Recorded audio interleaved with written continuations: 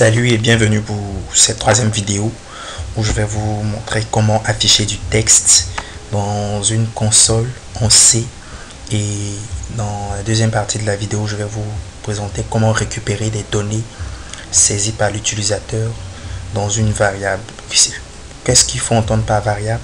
Je vais vous expliquer cela aussi dans cette vidéo là. Donc pour afficher du texte dans une console, c'est très simple. On va d'abord commencer par créer un projet. Je pense l'avoir déjà fait, mais bon, comme la répétition est pédagogique, on va créer une console application. Voilà. On fait next. C'est du C. Next. Bon, je donne un nom à mon projet. Bon. Test. Ok. Next. Enfin, finish. Je viens ici sur mon mail. Voilà. Maintenant, j'avais dit que j'allais vous montrer comment récupérer comment saisir du texte dans la console. C'est très simple. Il faut utiliser cette fonction là, cette fonction qui s'appelle printfile, qui est une fonction native du C qui a été rédigée par un programmeur, donc il permet de récupérer des valeurs, ou du moins qui permet d'afficher du texte dans la console. Donc on tape printfile et on saisit par exemple ce qu'on veut. Bonjour, j'apprends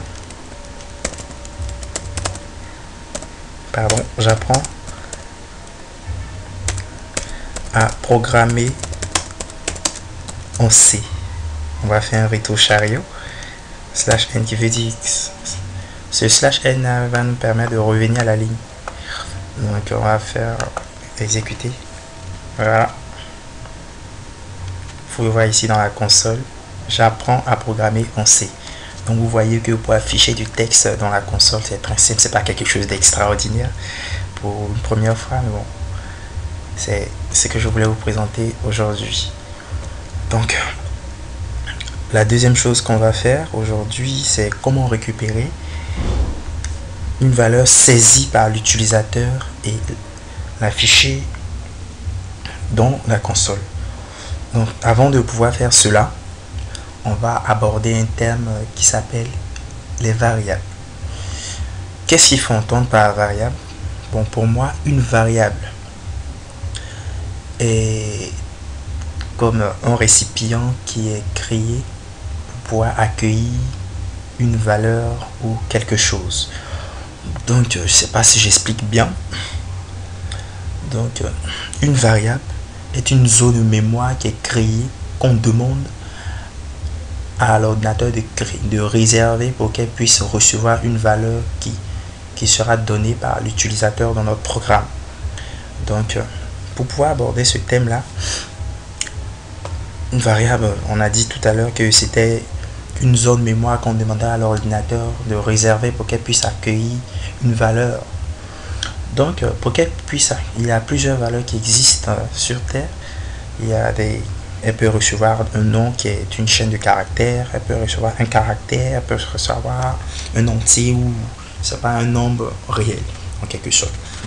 Donc pour cela, les programmeurs qui ont fait le langage C ont été simples. Donc ils ont dit que si on veut créer une variable de type caractère, il faut utiliser le mot clé qui est char pour caractère, qui va de moins 128 caractères à 127 caractères. Il y a le type entier. Entier qui peut contenir, vous voyez, 2 millions ou du moins 2 147 483 648 à je sais pas trop. Donc vous-même vous voyez qu'il peut recevoir un grand nombre de valeurs, mais ça c'est pour les types entiers. Long, c'est la même chose que int, mais sauf un peu plus grand. Float, bon pour moi float c'est une variable qui va contenir des nombres à virgule. Il est pareil à double, mais un double qui est plus grand que lui. Donc c'est un peu long, pas compliqué à comprendre, mais vous allez me demander mais comment créer une variable? Donc c'est très simple. On va venir ici. Imaginons qu'on veut créer une variable de type entier. une valeur de type entier. Donc pour créer ma variable de type entier, c'est très simple. Je précise ici le type de ma variable. Ici le type de ma variable, c'est ce qui est ici le nom du type. Imaginons que j'ai dit tout à l'heure que je veux créer une variable de type entier. Donc c'est très simple. Je viens ici, je tape int pour dire ma variable va s'appeler est de type int. Maintenant je lui donne un nom. Le nom de ma variable ne doit pas contenir de caractères spéciaux, d'accent et d'espace. Donc pour pallier à cela, il y a une norme qui existe, ou du moins il y a des normes que chaque programmeur ou développeur se donne. Pour pouvoir faire cela, moi, par habitude, j'ai pris l'habitude de ne pas mettre d'espace entre les variables. Par exemple, je vais dire numéro, ma variable va s'appeler numéro de téléphone. Pardon. Voilà, voici le nom de ma variable. Comme vous pouvez le voir, je n'ai pas mis d'espace, mais plutôt à chaque nouveau mot, je mets ça en grand caractère pour pouvoir me faciliter la tâche. Donc voilà, j'ai mis numéro de téléphone, mais qu'on va initialiser. Parce que quoi, qu'est-ce qu'il faut entendre par initialiser? Peut-être que auparavant, la zone mémoire qu'on a demandé à l'ordinateur de réserver dans la RAM était déjà utilisée par un autre programme, donc il y avait déjà une valeur là-dedans. Pour éviter tout désagrément, pardon, on initialise cette zone mémoire là, on la met à 0. On la met à 0 pour écraser les anciennes valeurs susceptibles d'être présentes dans cette zone mémoire. On ne sait jamais. Donc voilà, je dis bonjour, petit programme, je viens de créer ma variable numéro de téléphone. Bonjour, j'apprends à programmer en C. Donc bon, on va écrire un petit programme. Bonjour monsieur, s'il vous plaît, donnez votre numéro de téléphone. Mais comment récupérer la valeur saisie par l'utilisateur? C'est très simple. C'est très simple. Il y a une fonction aussi qui existe. Cette fonction s'appelle scanFile, qui permet de récupérer la valeur saisie par l'utilisateur. Donc ici, voici son mot d'utilisation. On va mettre pourcentage %D pour dire que la valeur qu'on veut récupérer est de type entier. Pour les entiers, c'est pourcentage %D. Pour les caractères, c'est pourcentage %C.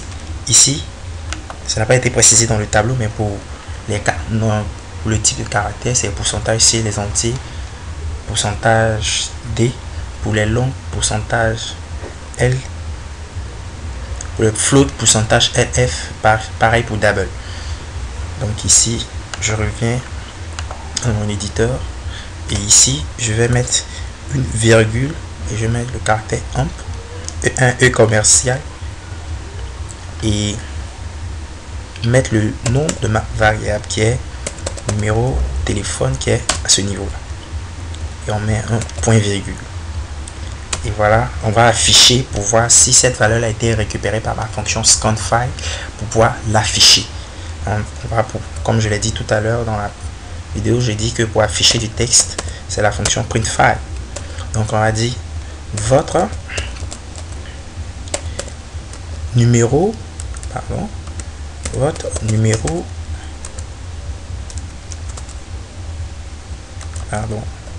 de téléphone est le suivant. On va mettre 2 points. Maintenant, 2 points pourcentage %D pour dire que c'est un entier qu'on va concaténer maintenant à la variable. Pourquoi concaténer en C? C'est la virgule. Qu'est-ce qu'il faut entendre par concaténer? C'est pour dire associer. Associer, mettre côte à côte, coller, si je peux m'exprimer ainsi. Donc pourcentage %D, et je mets maintenant le nom de ma variable numéro de téléphone. Voilà, on fait un CTRL S, on enregistre et puis on exécute pour voir s'il n'y a pas d'erreur. Ok, on dit bonjour monsieur dans le programme ici. Bonjour monsieur, s'il vous plaît, donnez votre numéro de téléphone, par exemple 02 13 17 27. Je valide. Votre numéro de téléphone est le suivant: 2 13 17 27. Oups, il n'a pas considéré le 0, mais bon, c'est une première vidéo. Comme vous pouvez le voir, j'ai pu récupérer la valeur saisie par l'utilisateur et j'ai pu l'afficher. Donc c'est ce que je voulais vous montrer aujourd'hui. C'était tout pour aujourd'hui et merci d'avoir suivi cette vidéo là. Au revoir.